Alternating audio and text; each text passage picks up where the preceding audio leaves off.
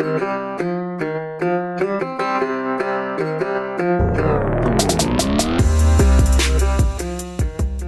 up, everybody? It's Dan from Binder Boneyard coming at you from the office.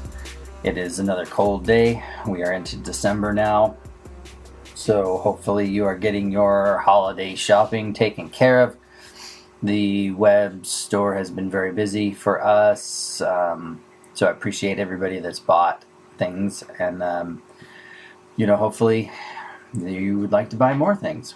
We're constantly updating the store, so if there was something out of stock when you looked last time, there's a chance it might be in stock this time. So make sure you check that out and check back regularly. But yeah, I appreciate everyone, all the calls and emails and just general sales. They really keep the day-to-day stuff going. So that is very helpful. So I appreciate it. Yeah. I just appreciate everybody being around. The Patreon subscribers and stuff. I appreciate you guys very much. And if you're not donating on Patreon, you always can. You just head over to Patreon and search Binder Boneyard, and there's a opportunity for you to donate, $1 a month if you think that these podcasts are helpful. That's, every little bit helps. I'm still trying to get 1 million people to give me $1 each, so that I can help get the dealership and museum off the ground. So, yeah, every little bit helps. So I appreciate it very much. But anyway, if you follow on social media at all, or YouTube, you probably saw my video a few weeks ago about tools and what you need to work on an international. And, a lot of you guys are sort of new to this, or, hobbyists or whatever. And generally, you can work on your international with pretty basic tools. If you're not doing it for a job or a career, you can get away with, maybe taking the long way around on getting something done, or, not having to have the most specialized tool. Don't get me wrong, new tools and fancy tools are always, nice to have, but you can get a lot of these things done with just basic hand tools. So that's what we're going to talk about today. Just kind of piggyback on top of the YouTube video from the other day. And if you didn't see it on YouTube, then this will be good for you as well. So it kind of, some of it's no-brainer. Like, yeah, you need a basic socket set. 3/8 drive, good old Craftsman or whatever. Craftsman's kind of middle of the road these days. Their quality has definitely gone downhill, especially since you can buy it at Lowe's, and the Sears went under, so it got the Craftsman name, I think, got bought by the lowest bidder, and so they're making it. I mean, it's been overseas for a while, but yeah, I think, I like to buy stuff at swap meets and auctions and garage sales, because generally, it's older. And so when I'm doing that, I like to buy the more name brand stuff if I'm buying it used like that. So, I buy Proto or Snap-on if you can find it. Even some of the old Mac and Matco stuff. I have a lot of SK. I think SK used to be kind of a middle-of-the-road brand back in the day. I know they sold SK at like Napa and and some of the other auto parts stores would sell SK. It was a good American tool brand. They didn't have huge selection back in the day. It was pretty basic: wrenches, sockets, screwdrivers, pliers, that kind of thing. But not a lot of specialty tools like you would see in the Snap-ons and other protos and things like that. So when I'm out at the garage sales or swap meets, I'm always looking for those kinds of tools. In the socket sets, they come in two different varieties. Three different, I guess. There's 12-point and 6-point. We like to use the 6-point sockets because they grip the fastener a little bit better. Because when you've got a 12-point, you've got more flexibility as far as how easy it is to get the socket onto the fastener in confined spaces, but they just don't seem to grip the fastener as well as a 6-point does. So, if you're in the Midwest, East Coast, and you're working on rusty stuff, you're probably going to want that 6-point socket instead of the 12. And then, you've got your chrome socket, which is hand tool stuff, and then there's the black non-coated sockets that generally are referred to as impact sockets. And the reason they call it that is because the chrome will chip off in impact applications, and it can get in your eye or just make a sharp edge on the tool or whatever. So that's why you see impact sockets are black generally, and impact sockets are 6-point, just for maximum strength and durability. But for a guy just starting out, just setting up, a basic, chrome 3/8 drive socket set from 1/4 inch up to 1 inch. I don't think there's anything bigger than 1 inch on your Scout, other than like the hub nuts, which are comically big at like 2 3/8. But that's generally what you can get away with. And then same with the wrench set. Again, Craftsman, something like that, middle of the road. Some of these store brand ones are getting better and better, like the Huskies from Home Depot. The thing about a lot of these new tool makers is they're trying to outsmart the job. Like, they're making these wrenches with weird head angles and weird shapes. They're like hourglass shaped to make your hand not hurt when you're using it and stuff like that. And I think a lot of it is just gimmicky shit to sell stuff. I don't know. I mean, we've used a ton of tools here, and maybe I've just toughened up, or my guys have toughened up, but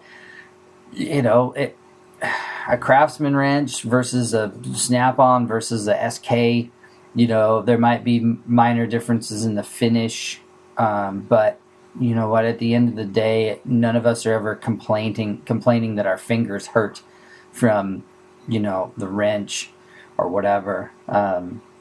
So some of those store brand ones get a little bit gimmicky. Same with the Craftsman, newer Craftsman stuff. They've got weird tooth shapes and stuff.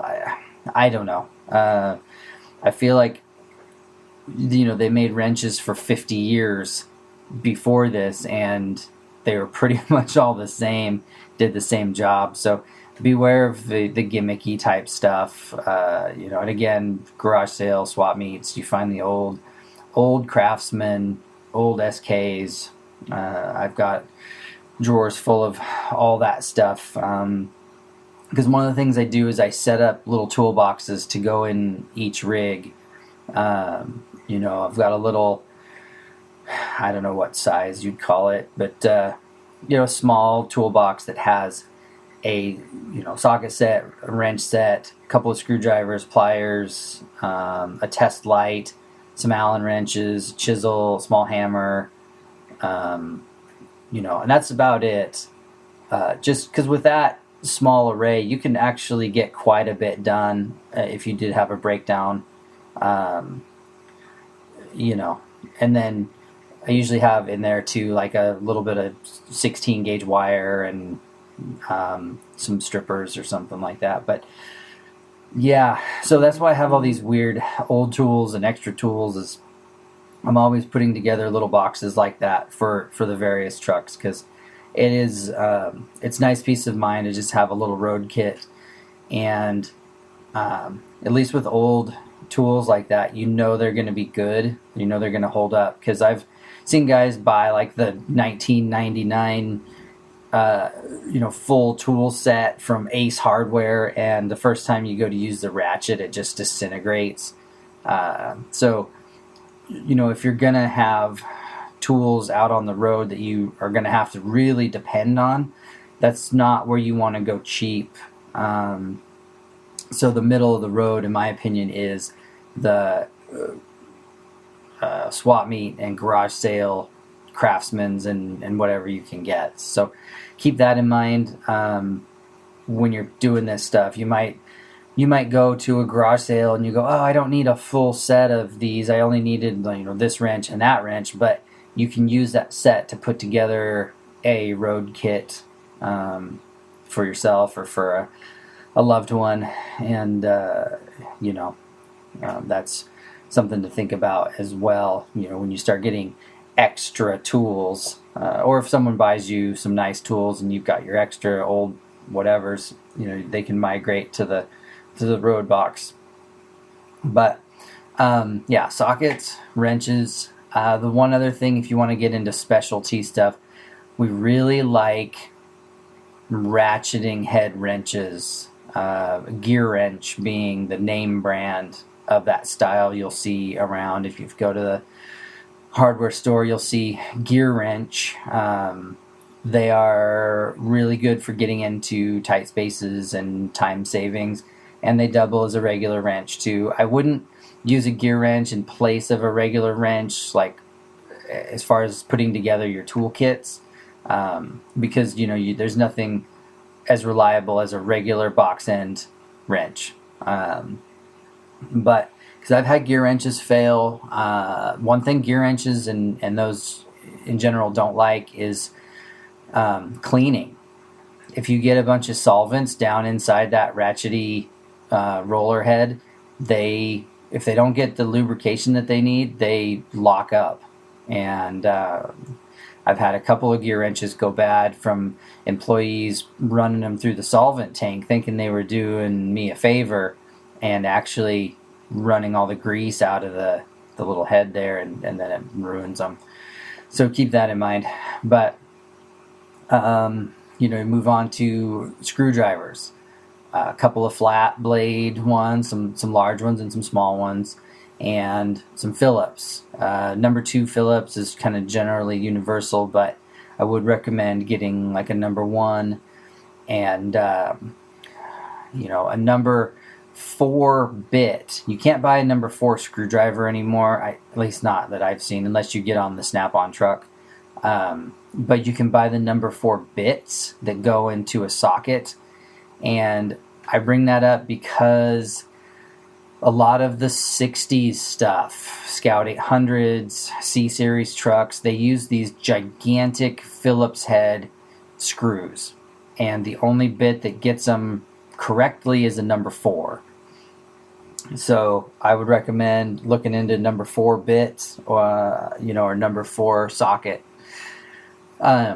It's just for that one little thing. So that's kind of a specialty tool that I think that you should have if you have an 800 or an 80 with those big Phillips screws.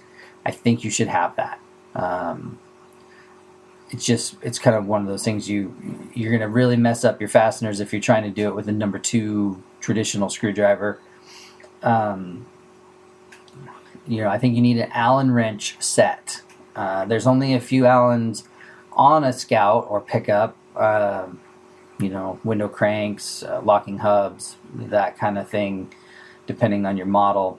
But an Allen wrench set it's handy to have because it's another one of those things where there's really no other way to get around it. I've seen these hacks where guys will put like 2 flat blade screwdrivers into an Allen head and they can rotate it that way. But, you don't want to have to do that kind of thing.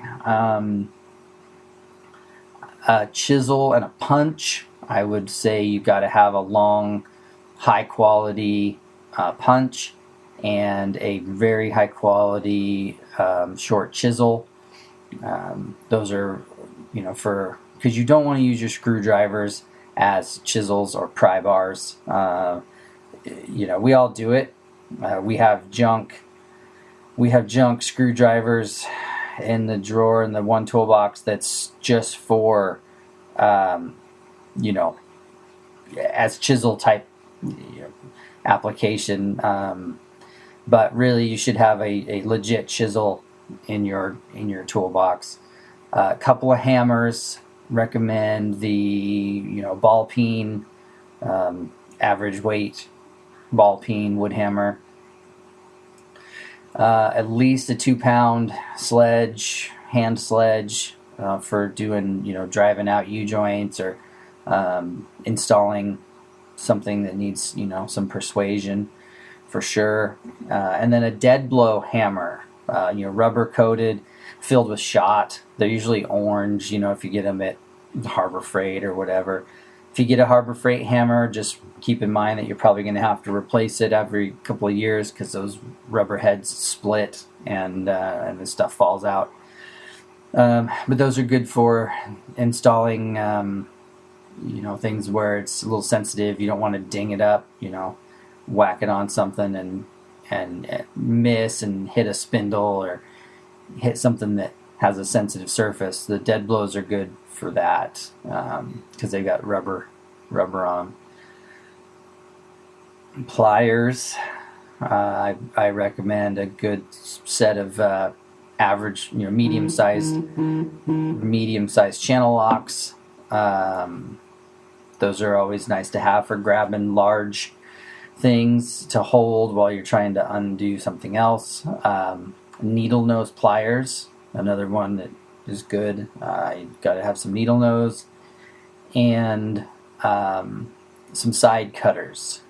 And I'm going to go back, not to offend anybody, but in the old days we used to call them dikes. So if you've ever heard your grandpa ask you to throw them the dikes, they're side cutters. There's various versions of side cutters. There's flush cuts for doing zip ties and things like that. But any kind of cutting tool like that, you want to, again, try to get the most high quality one you can. We use a lot of Channel Lock brand stuff here. A lot of it's still made in America, which is good. So keep your eye open for that kind of thing when you're garage sailing or swap meeting, looking for tools. Anything that you can find that's still American made from the old days is generally going to be a level of quality above what is foreign made today. Some of the exceptions to that would be something made in Japan. Japan has very high quality tools and generally good stuff that comes out of Japan. Taiwan, China, India, those are less desirable. But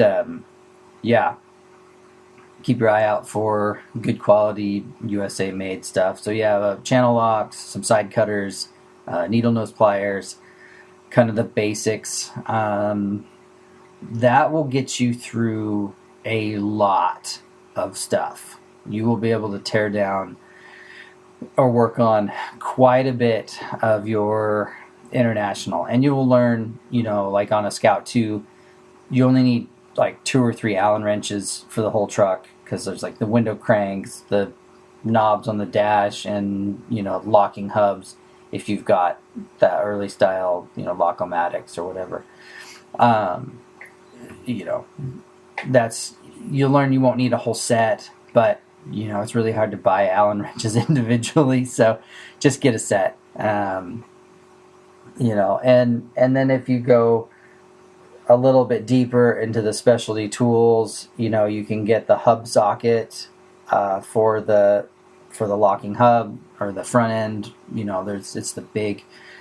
It's like 2 1/8 or something. I can't remember what size that nut is. Or if you've upgraded to the more modern 4-pin style hub nuts, you can get that socket. And then, what other specialty stuff? I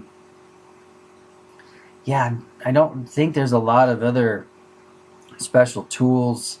If you watch the video, we do have some, like a 90-degree 9/16 for doing exhaust bolts. I've got a distributor wrench, little things like that. You can, once you've got your basic toolkit down for your garage, you really can get through a lot. Then you can start to expand on that and actually get like into the electrical side of it, where you have, some good wire strippers, a test light, maybe a multimeter, and that's about it for electrical tools for most people. A heat gun for doing shrink wrap, shrink tube, and that kind of stuff, and you can get everything done on your International with those tools as far as electrical goes. Brake tools, for a Scout or even a pickup, a big Allen wrench. They do make a specialty springs tool that I would recommend if you're going to be doing a lot of brakes and you've got multiple Internationals and that you're going to be working on them semi-regularly. I would buy the brake spring tool. Otherwise, you can get away with using your needle nose and channel lock pliers to do the brake springs a lot of times. I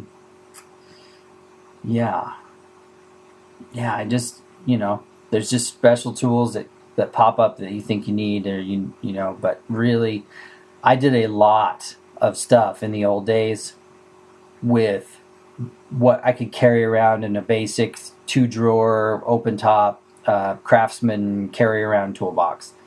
Like, you don't have to have a 17-drawer snap-on roll away with hundreds of thousands of dollars worth of tools.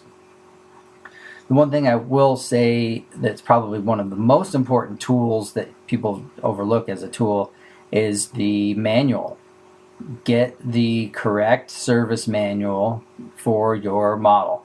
Do not buy a Chilton or a Haynes or a Climber or whatever that is out there. You buy the legit International service manual. It's generally a big, thick, multi-chapter book that's dedicated to your model.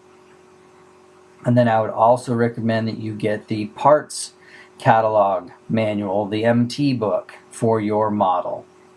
Between those two things, like I talked about in last week's podcast with the MT books and stuff, those two manuals and a decent tool set will get you through 99% of what you're doing.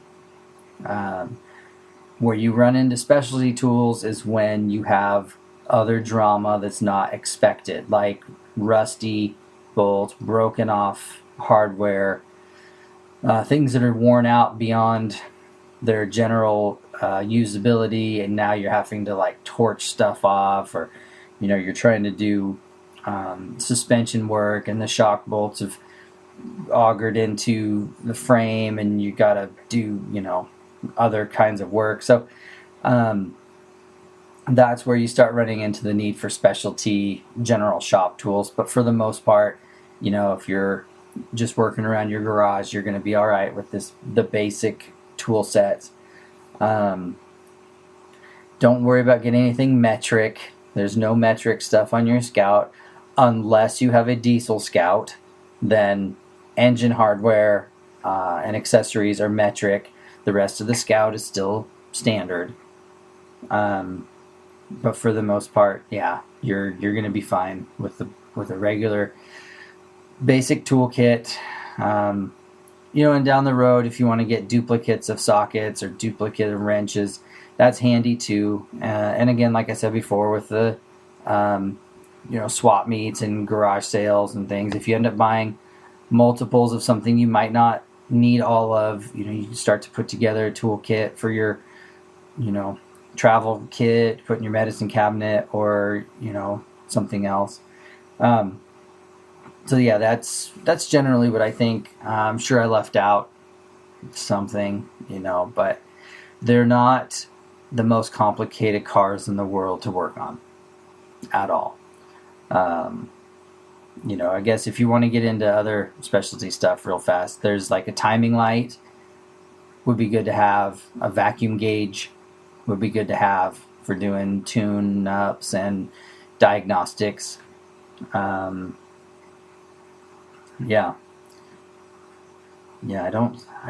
you got a multimeter or something to read, to make sure your alternator's working right, that kind of stuff. But really, I don't, like I said, they're not rocket ships. It's the best that 1970 had to offer.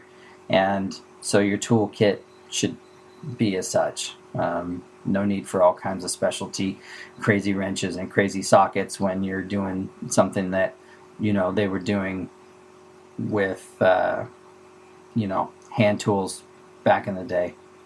So anyway, well, hopefully you learned something. Hopefully it was educational. I'm sure I missed something like always, but hopefully it puts you in the right direction and maybe even gave you some things to put on your Christmas wish list before the holidays over. So anyway, appreciate you guys listening. Thanks for following along, and until next time, I'm Dan from Binder Boneyard.